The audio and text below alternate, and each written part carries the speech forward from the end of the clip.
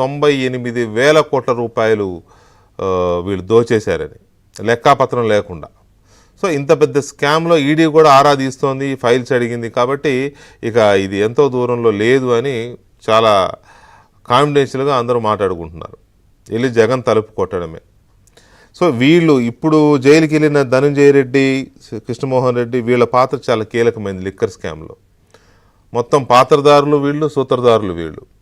Don చెప్పినట్టు డాన్కి ఎప్పటికప్పుడు update ఇస్తూ మళ్ళీ డాన్ చెప్పిన దాని వివరాలు తీసుకుని మొత్తం ఆ గ్యాంగ్ మొత్తాన్ని నడిపించడం. ఆ డెన్ అనేది వీళ్ళ డెన్ ఎక్కడ ఉంటుందో తెలియదు. కరెక్ట్గా చెప్పాలంటే తాడేపల్లిలోనే ఉంటుంది డెన్, లేకపోతే హైదరాబాద్లో ఒక డెన్ పెట్టారంట అక్కడ కొంత. సో మొత్తం మీద ఈ రకంగా చేసి 1,000 కోట్ల రూపాయలని తీసుకొచ్చారు. మరి 1,000 కోట్ల రూపాయలని ఎక్కడికి పంపారు ఏంటి అనే దాని మీద రకరకాల అనుమానాలు ఉన్నాయి. అవి మెల్లమెల్లగా బయటకు వస్తాయి. ఏ దేశానికి పంపారు, లేకపోతే ఎక్కడెక్కడ పెట్టారు. హైదరాబాద్లో రియల్ ఎస్టేట్లో పెట్టారంట, తర్వాత హాస్పిటల్స్ పెట్టారంట, సినిమాలకు పెట్టారంట, ఇంకా చాలా బయటకు వస్తాయి. వీళ్ళు ఒక్కొక్కటి కాదు కదా, ఒకటైతే అనుకోవచ్చు మనం. సో ఓవరాల్గా చూసినప్పుడు వీళ్ళు చేసిన ఈ లిక్కర్ డబ్బుతో వీళ్ళు చేసిన దందా చాలా పెద్దది. ఈ దందాని మనం మాటల్లో చెప్పలేం, మన ఊహలకు అందని దందా ఇది. దాంతోపాటు వీళ్ళు మామూలు కాదు. వీళ్ళు కృష్ణమోహన్ రెడ్డి పర్టికులర్గా ఈయనకి అండర్ వరల్డ్తో కూడా సంబంధాలు ఉన్నాయంట. ఈ కేసు అంతా ఆరాధిస్తుంటే ఏంటి అసలు వీళ్ళు ఇంత ముదురులు ఎడతయారయ్యారు. జగన్మోహన్ రెడ్డి ఎవరైనా, నాట్ ఓన్లీ జగన్మోహన్ రెడ్డి అండి, ఒక ముఖ్యమంత్రి అయిన వ్యక్తి చాలా నమ్మకమైన వాళ్ళని, వివిధ రంగాల్లో అనుభవజ్ఞుల్ని, చూసిరమ్మంటే కాల్చి వచ్చేవాళ్ళని ఏరి కోరి తన కోటరీలో పెట్టుకుంటారు. రాజశేఖర రెడ్డి కూడా అలాగే ఇప్పుడు కేవీపీ రామచంద్రరావు గారిని, లేకపోతే సోమయాజుల గారిని, లేకపోతే శర్మ గారిని, ఇట్లా రకరకాల ఒక 4-5 సలహాదారులుగా పెట్టుకున్నాడు. ఎందుకంటే వాళ్ళు ఆయా రంగాల్లో నిష్ణాతులు.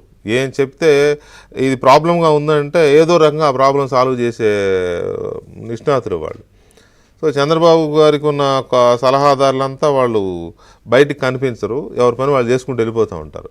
ఇప్పుడు జగన్మోహన్ రెడ్డి కూడా అలా పెట్టుకున్నాడు అని అంటే మరి వీళ్ళకున్న ఇదేంటి అని ఆరాధిస్తే అందులో ఒక ఇది మనకు అర్థమైంది, మనకు దొరికింది.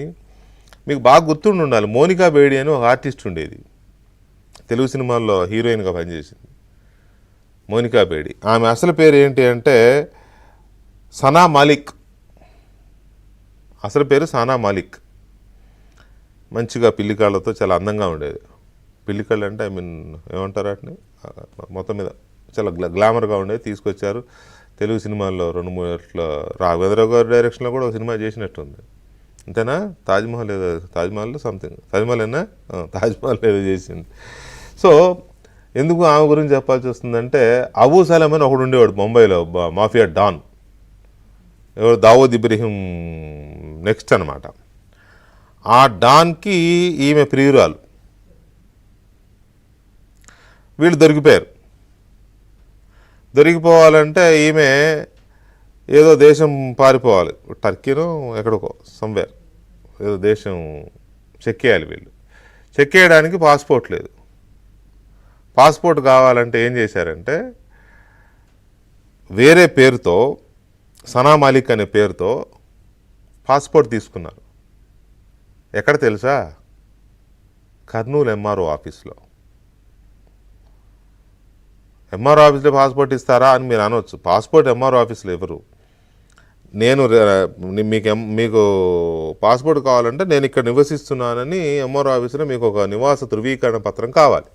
ఆ నివాస ధృవీకరణ పత్రం తీసుకుని అప్లై చేసుకోవాలి. ఇంకా చాలా పత్రాలు, స్టడీ ఇవి ఉంటాయి, అన్నీ చేసుకోవాలి. మెయిన్ అయితే రెసిడెన్స్ అయితే కావాలి, ఎంఆర్ఓ అటెస్ట్ చేసింది. ఆ నివాస ధృవీకరణ పత్రం సనా మాలిక్ అనే పేరుతో ఈమె కర్నూలు ఎంఆర్ఓ ఆఫీస్లో తీసుకొని పాస్పోర్ట్ అప్లై చేసి పాస్పోర్ట్ తీసుకుంది. దీంట్లో 5-6 అక్యూజ్ చేస్తూ అప్పుడు సిబిఐ ఛార్జ్షీట్ వేసింది. జస్టిస్ సుదర్శన్ రెడ్డి గారు అప్పుడు జడ్జిమెంట్ కూడా ఇచ్చారు వీళ్ళకి శిక్షలు వేస్తూ. అయితే ఈ మోనికా బేడీకి ఈ సనా మాలిక్ అనే ఒక దొంగ పేరుతో పాస్పోర్ట్ ఇవ్వడానికి ఇచ్చిన రెసిడెన్స్ సర్టిఫికేట్, నివాస ధృవీకరణ పత్రం ఇచ్చిన వ్యక్తి ఎవరంటే this so called Krishnamohan Reddy. అది ఉంటుంది ఆ డాక్యుమెంట్. మా వాళ్ళు వెయిట్లా, నేను చెప్తున్నాను కానీ మా వాళ్ళు వెయిట్లా డాక్యుమెంట్ వీడియోలో ఉంటుంది.